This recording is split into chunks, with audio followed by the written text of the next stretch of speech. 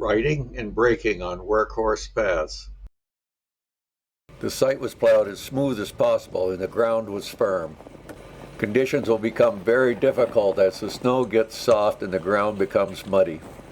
Other than the snow becoming slippery as it gets packed, conditions now are as good as they'll ever be.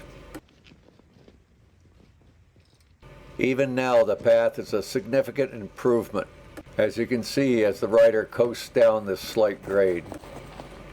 Pedaling up the slight grade is far easier. Braking is quick and controlled. There is no sliding on loose gravel or surface grit. The patented traction arcs grip and stop the wheels in a straight line. Let's see what happens when the path is covered with snow. Smooth plastic can be slipperier than ice. The traction arcs still grip and stop well. Fat-tired bikes should stop even better than this mountain bike. You can see there's been no skewing or sliding the wheels during the stops.